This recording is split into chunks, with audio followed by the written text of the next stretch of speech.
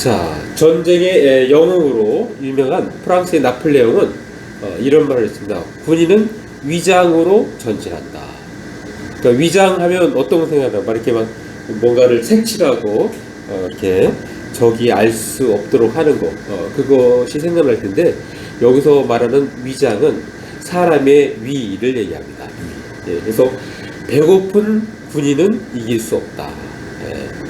그래서 이 나폴레옹 때 이렇게 전진하고 진군할 때 오랫동안 이렇게 야외 나가 있으면 먹을 게 일반적으로 이렇게 상하고 그러잖아요. 그러면서 이 전쟁에서 개발된 게 사실 지금까지 온 게 캔, 가장 대표적인 게 햄입니다. 햄이 다 2차 세계대전 때 개발돼서 나온 겁니다. 뭐 햄버거도 다 이게 전쟁의 어떻게 보면은 결과물이에요. 그래서 이렇게 보급이 제대로 공급되는 거 굉장히 중요합니다. 자, 이것을 우리가 영적으로 적용한다면 어떻게 될까요? 자, 그리스도의 군사로 부름받은 우리들은 오직 주님의 그 지속적인 영적인 공급만이 우리를 군인으로서 전진하게 만들 것입니다. 주님으로부터 끊임없는 공급, 마치 군인이 위장이 늘 채워져야 되듯이 우리가 주님으로부터 끊임없이 받는 영적인 공급, 이것이 우리에게는 필요하다는 것입니다. 자, 오늘 본문은 이스라엘 백성들이 하나님께서 약속하신 가나안 땅에 들어가기에 앞서 20세 이상 남자를 군인으로 편입하여 그 숫자를 계파별로 헤아립니다. 그 숫자의 총 합계는 60만 3,550명입니다. 자, 우리나라의 군대 숫자와 비슷합니다. 자, 우리가 아까 읽었던 민수기 1장 3절 다시 한번 읽어볼까요? 시작. 이스라엘 중 20세 이상으로 싸움에 나갈 만한 모든 자를 너와 아론은 그 진영별로 계수하되. 싸움에 나갈 모든 자를 계수했습니다. 자, 하나님은 구원하신 사람을 군인으로, 또 구원하신 공동체를 군대로 세우십니다. 자, 이로써 애굽의 노예였던 이스라엘은 하나님의 군대로 새롭게 태어나게 되었습니다. 자, 왜 하나님께서는 20세 이상 남자들을 군대로 이렇게 구성하는 것으로 만드셨을까요? 군대는 이스라엘을 위협하는 적을 물리치기 위함이었습니다. 자, 외부로부터 공격해오는 적으로부터 생존하기 위하여 전쟁을 준비하기 위함이었습니다. 자, 그리고 이것은 우리 후대에게 영적으로 깨달음을 줍니다. 우리의 신앙생활은 다름 아닌 영적 전쟁이라는 것입니다. 자, 그 말씀 한번 보겠습니다. 에베소 6장 12절. 자, 읽습니다. 시작. 우리의 씨름은 혈과 육을 상대하는 것이 아니요 통치자들과 권세들과 이 어둠의 세상 주관자들과 하늘에 있는 악의 영들을 상대함이라. 자, 우리가 늘 알아야 될 것은 우리가 싸워야 할 적은 이 살과 피를 가진 인간이 아니라는 것입니다. 인간이 아니고 육체를 가진 인간이 아니고 눈에 보이지 않는 세상의 악한 지배자들과 강력한 존재와 이 세상을 지배하는 어둠의 왕들, 그리고 영적 세계에 있는 무수한 악령들이라는 것입니다. 자, 군인이 전쟁에서 가장 필요한 것은 전쟁의 승리이면서 그 전쟁에서 살아남는 것입니다. 자, 교회를 전도 중심 교회로 만든 부강 감리교회 담임 목사인 김상현 목사는 복음만 자랑하라는 책에서 이 전쟁에 대해서 이렇게 적고 있어요. 자, 전쟁의 기본 원리, 즉 목표는 승리입니다. 자, 올림픽은 참여하는 데 의미가 있지만 전쟁은 참여가 아닌 승리가 목표입니다. 자, 무조건 이겨야 하는 것입니다. 올림픽은 4년 후를 기약하고 다시 도전할 수 있지만 전쟁은 한 번 지면 끝입니다. 죽느냐 사느냐의 문제이며 전쟁에 패하면 나와 가족, 대대손손 노예로 살게 됩니다. 자, 하나님의 자녀가 노예로 사는 것은 정말 치욕스러운 일입니다. 다시 말씀드리면 전쟁은 참여하는 것이 아니라 반드시 승리해야 한다는 것입니다. 우리가 일상적으로 하는 복음전도도 마찬가지입니다. 결실을 맺을 때까지 우리는 전도하는 것입니다. 자, 군인이 전쟁에서 승리하기 위한 가장 좋은 승리의 비책은 무엇일까요? 그것은 바로 공격하는 것입니다. 예. 자, 우리 아까 그 책에서 다시 한번 더 이야기한다면 승리의 가장 좋은 비책은 공격입니다. 교회는 요새가 아니라 최전방 공격 기지가 되어야 합니다. 언제나 자유자재로 움직일 수 있는 부대가 되어야 합니다. 자, 사실 이런 군대가 항상 강한 군대였어요. 강한 군대. 언제든지 적에 따라서 움직일 수 있는 군대가 가장 강한 군대입니다. 이런 군대는 감당할 수가 없어요. 역사적으로 보면 그렇습니다. 근데 이렇게 하려면 어떻게 돼요? 항상 늘 깨어 있어야 되니까 군인들이 엄청 힘들죠. 예.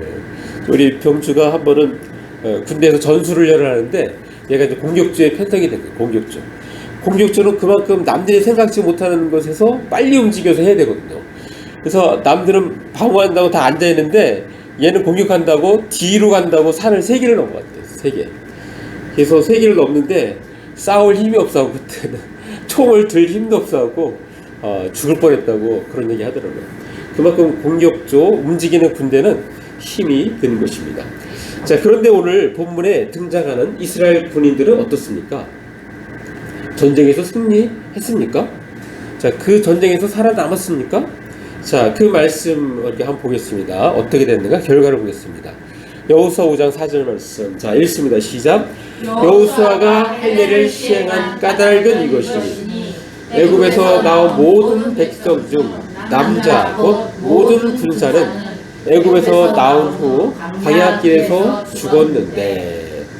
자, 이 얘기는 뭐냐 하면 지금 원래 애굽에서 나와서 광야에서 태어난 사람은 할례를 시킬 수가 없어서 그들은 할례를 받지 않았어요. 그러나 광야로 나온 애굽에서 나온 모든 사람들은 뭐예요? 그중에 20세 이상은 다 할례를 이미 받은 사람들이죠. 근데 그 사람들은 어떻게 했다고요? 광야에서 다 죽었다는 거예요.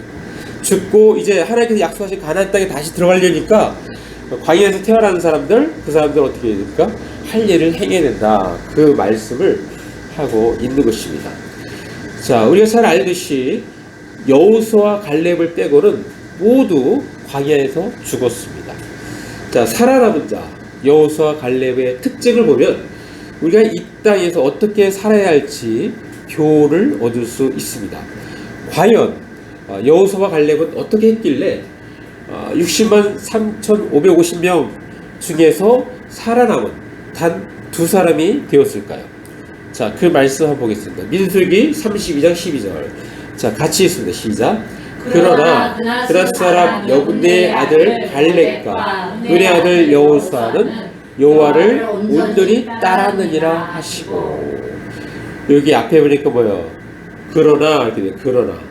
그러나 여호수아는 여호와를 온전히 따랐다. 그러나 앞에는 무슨 내용이 있어요? 그 광야에서 다 죽은 사람들은 온전히 따르지 않았다는 것입니다. 하나님을 여호와를 온전히 따르지 않았다는 거예요. 그러나 갈렙과 여호수아는 온전히 따랐다. 영어로 보면은 wholeheartedly. 그래서 whole이 전체잖아요. heart가 마음이고, 그러니까 마음인데 온 마음으로 진심으로 하나님을 따랐다. 신실하게 따랐다는 것입니다. 자, 구약과 신약을 간통하는 영적 전쟁에서 살아남는 비결은 바로 전심으로 하나님을 따르는 것입니다. 전심으로. 자, 이 말씀을 보면 우리는 신앙생활은 적당히 하면 안 되는 것입니다. 적당히. 예. 우리는 세상과 이 양다리를 걸치는 식으로 적당히 하면 안 되고 하나님만을 향하여 온전한 마음으로 해야 함을 우리는 여호수아와 갈렙을 통해서 알 수가 있습니다. 자, 이 말씀으로 다시 한번 우리가 정리해서 표현할 수 있는데요. 자, 우리가 몇 번 했죠. 자, 마태복음 22장 37절 말씀입니다. 자, 이러한 마음이 되어야 되는 것입니다. 자, 같이 읽습니다. 시작. 예수께서 이르시되 내 마음을 다하고 목숨을 다하고 뜻을 다하여 주 너의 하나님을 사랑하라 하셨으니. 자, 마음을 다하고 목숨을 다하고 뜻을 다하여 하나님을 사랑하라는 것입니다. 자, 또한 이 병사의 태도는 어때야 되는지 또 말씀을 신약에서 보겠습니다. 디모데후서 2장 4절 말씀. 자, 같이 읽습니다. 시작. 병사로 복무하는 자는 자기 생활에 얽매이는 자가 하나도 없나니 이는 병사로 모집한 자를 기쁘게 하려 합니다. 예. 자, 이 그리스도의 군인이 된 이상 세상 일에 얽매이는 일이 없어야 된다는 것입니다. 예. 자, 그렇게 해서 자기 군대에 입대시켜 주신 이 그리스도를 실망시켜 드리면 안 된다는 것입니다. 자, 오늘 본문 말씀을 통해서 우리는 그리스도의 군사의 의미를 두 가지만 생각해 보겠습니다. 첫째는 우리는 하나님을 거스르는 모든 어그러짐과 싸우는 그리스도의 군사입니다. 자, 우리는 혈과 육을 상대로 싸우진 않지만 우상, 탐욕, 거짓, 불의, 음란, 폭력 등 하나님을 거스르는 모든 어그러짐과 싸우는 군사입니다. 자, 하나님을 거스르는 모든 어그러짐과 싸우는 그리스도의 군사는 그 싸움에서 이기기 위하여 하나님의 전신갑주로 무장해야 합니다. 자, 그래서 성경은 그렇게 안내하고 있습니다. 에베소 6장 11절. 자, 같이 읽습니다. 시작. 마귀의 관계를 능히 대적하기 위하여 하나님의 전신갑주를 입으라. 예. 사단의 어떤 속임수나 올무에도 대항할 수 있도록 하나님의 무기로 무장하라고 우리에게 말씀하고 있습니다. 자, 계속해서 에베소 6장 13절 보면, 자, 제가 읽어드렸습니다. 그러므로 하나님의 전신갑주를 취하라. 이는 악한 날에 너희가 능히 대적하고 모든 일을 행한 후에 서기 위함이라 라고 말씀하고 있습니다. 하나님의 무기로 완전 무장하라는 것입니다. 자, 전신갑주로 무장을 할 때 기본적으로 갖추어야 할 세 가지 장비가 필요합니다. 그 세 가지는 이렇습니다. 자, 에베소 6장 16절, 17절. 자, 같이 읽어볼까요? 시작. 모든 것 위에 믿음의 방패를 가지고 이로써 능히 악한 자의 모든 불화살을 소멸하고 구원의 투구와 성령의 검, 곧 하나님의 말씀을 가지라. 자, 기본 장비 세 가지 나오죠. 첫 번째는 믿음의 방패. 이거는 방어를 하기 위해서. 그래서 화살을 막 쏘면은 방패로 다 막는 것입니다. 그다음에 구원의 투구. 이거는 보호를 하는 거예요. 몸에서 가장 중요한 것은 이 머리입니다. 머리. 예. 그 머리가 상하면 뭐 죽든지 아니면 거의 불구가 돼버리니까 이 구원의 투구를 써야 돼요. 그 다음에 이렇게 보호만 하는 것이 중요한 것이 아니라 공격도 해야 되잖아요. 공격. 예, 유일한 공격수단이 뭐다? 바로 성령의 검. 그것은 뭐냐면 하나님의 말씀입니다. 하나님의 말씀. 자, 이 셋 중에 한 가지만 더 언급한다면 바로 성령의 검. 하나님의 말씀에 대해서 자, 우리 좀 더 세부적으로 말씀을 보겠습니다. 히브리서 4장 12절 말씀. 자, 우리 같이 읽습니다. 시작. 하나님의 말씀은 살아있고 활력이 있어 좌우의 날선 어떤 검보다도 예리하여 혼과 영과 및 관절과 골수를 찔러 쪼개기까지 하며 모든 마음의 생각과 뜻을 판단하니. 자, 이 말씀만 봐도 얼마나 예리한지 알 수 있죠. 예리한. 그 말씀이, 하나님의 말씀이 그렇게 예리하다는 거예요. 예리하다.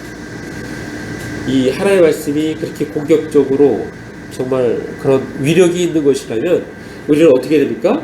우리는 평상시 하나님의 말씀을 가까이 하고 읽고 연구하고 묵상해야 하는 것입니다. 자, 그리스도의 군사의 의미 두 번째는 우리는 이미와 아직 사이에 사는 그리스도의 군사라는 것입니다. 군사. 자, 우리 아까 읽었던 민수기 1장 46절 다시 한번 읽어볼까요? 시작. 기수된 자의 총계는 60만 3,550명이었더라.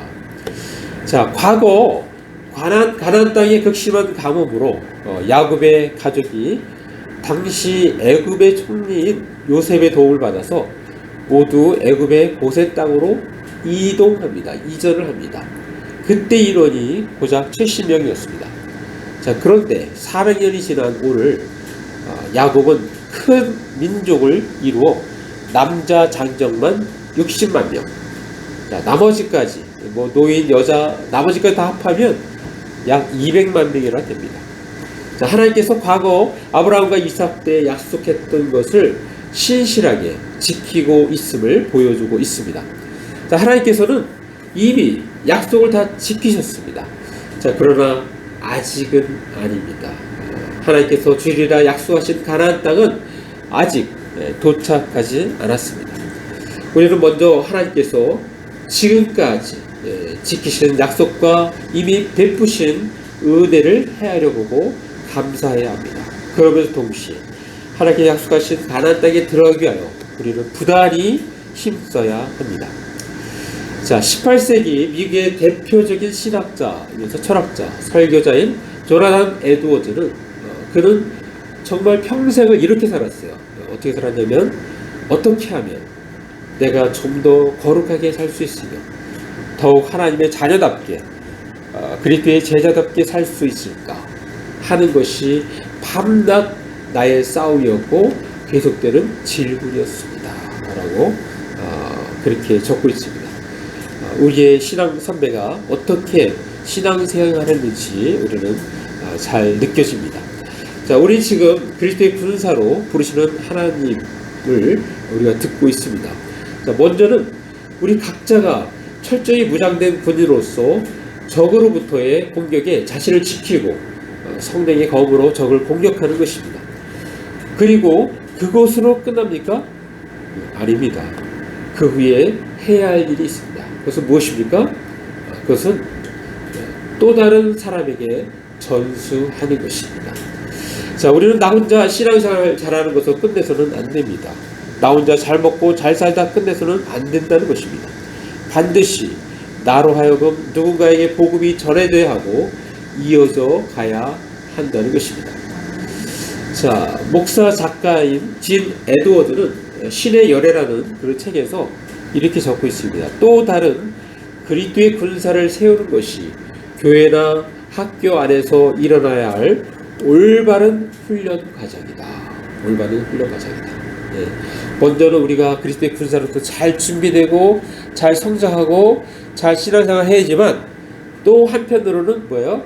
또 다른 그리스도의 군사를 세우는 것, 그것이 바로 우리가 해야 할 일이라는 것입니다.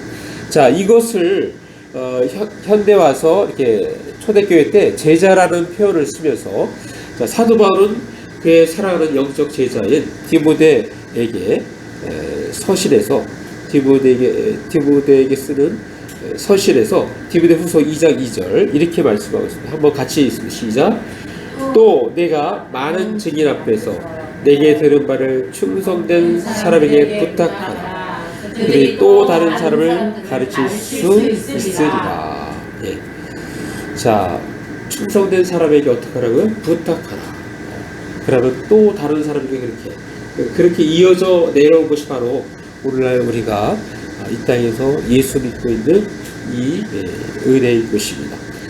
자, 예수님께서 12사도를 훈련하신 것처럼 또 사도 바울이 여러 믿음의 아들을 훈련했던 것처럼 우리도 나와 함께 일할 또 다른 사람을 섬기고 훈련시켜야 한다는 것입니다.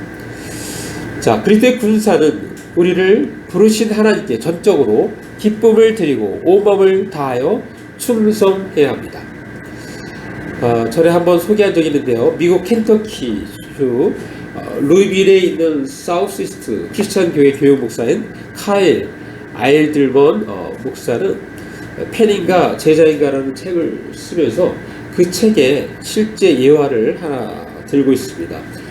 윌리엄 보든이라는 사람을 소개하고 있는데, 이 사람은 오늘날 따지면 수십억 달러 가치에 달하는 낙농회사의 상속자로 태어났습니다. 자, 이 사람이 예일 대학교 프리스턴 대학원에서 학위를 취득을 했는데, 윌리엄이 고등학교를 졸업하자 그의 부모는 그에게 세계 여행을 보냈습니다. 돈 있는 사람이니까 많은 것을 보게 하려고 세계 여행을 보냈어요. 자, 그렇게 해서 유럽과 아시아와 중동을 여행하던 중에 복음이 닿지 않는 곳으로 찾아가라는 하나님의 부르심을 느꼈습니다. 그래서 그는 예수님을 위한 선교에 삶을 바치겠다는 편지를 부모에게 보냈습니다. 자, 윌리엄은 예수를 따르려면 온전한 헌신이 필요하다는 사실을 알았던 것입니다. 아버지의 강권으로 예일 대학에 들어간 첫 해에 그는 오직 주님만을 사랑하기로 결심했고 한 친구와 함께 아침마다 성경을 읽고 기도하는 모임을 시작했습니다. 자, 그 모임이 시작되자 다른 사람들이 그걸 따라하기 시작했어요. 그래서 윌리엄이 4학년이 되자 그 모임이 약 1000개가 달했습니다. 자, 윌리엄은 세계 선교로 부르시는 주님의 음성을 듣고 중국 깐수성에 복음을 전하기로 마음을 먹었습니다. 하지만 그는 중국으로 들어가기에 앞서 아랍어를 배우고 이슬람 지역 선교를 준비하기 위해서, 그러니까 깐수성에는 이슬람 사람이 사는 거예요. 그래서 그들을 전도하려면 아랍어를 배워야 되니까 아랍어를 배우기 위해서 그는 아랍어를 배우는 곳으로 가는데 먼저 이집트로 간 것입니다. 자, 그런데 그만 그곳에서 척수막염에 걸리고 말았습니다. 그리고 한 달 뒤 그의 나이에 25세 아까운 나이에 세상을 떠나 카이로에 묻혔습니다. 자, 그가 세상을 떠난 뒤에 그의 성경책 속에서 3개의 문장이 발견되었는데 그 문장을 소개합니다. 그 문장은 남김없이, no reserve, 후퇴 없이, no retreat, 이렇게 후퇴하지, 뒤로 물러서지 않는다. 후회 없이, no regrets, 이렇게 적혀 있는 거예요. 그는 남김없이 모든 것을 하나님께 헌신했고, 세상에 많은 유혹이 있었지만 후퇴하지 아니하고 계속해서 주님을 따랐고, 그는 정말 주를 위해서 일하다가 목숨을 드렸지만 후회 없이 하나님 앞에 자기 자신을 헌신한 그것이 다 담겨 있습니다. 자, 이 윌리엄은 큰 자산을 물려받을 수 있었지만 다 내팽개치고 제자의 삶을 살다가 일찍 생을 마감했던 것입니다. 세상의 시선으로부터는 어리석은 사람일 수 있습니다. 하지만 생각해보면 그는 예일 대학의 영적 부흥을 일으키고 수많은 사람을 전도했습니다. 또한 그의 이야기를 듣고 수천 명의 사람들이 선교사 되기로 이렇게 결심하였습니다. 그의 인생은 실패작이 아니었던 것입니다. 아마도 그는 영원토록 그리스도의 제자로 기억될 것입니다. 자, 여러분 어떻습니까? 우리도 그리스도의 제자로서 윌리엄처럼 그렇게 살아가야 되지 않겠습니까? 자, 마무리합니다. 우리는 예수 믿고 구원받을 뿐만 아니라 그리스도의 군사로 부름받았습니다. 하나님께서 우리를 그리스도의 군사로 부르신 것입니다. 따라서 단순한 신앙생활이 아니라 영적 전쟁의 한가운데에 놓여진 것입니다. 우리는 영적 전쟁에서 승리해야만 합니다. 승리하는 비결은 믿음의 주여 온전케 하시는 바로 예수님을 붙쫓아 따르는 것입니다. 진심으로 따르는 것입니다. 그래서 우리를 그리스도의 군사로 부르신 분을 기쁘게 해드릴 것입니다. 뿐만 아니라 우리는 또 다른 사람에게 신앙을 전수해야 하는 것입니다. 우리 이 귀한 일에 모두가 동참하기를 원합니다.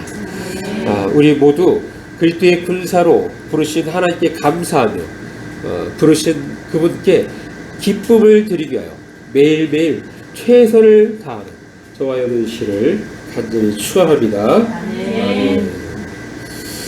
자, 우리 말씀을 잠깐 생각하시면서 시간 잠깐 기도로 나아가겠습니다. 오 아버지 하나님 감사합니다.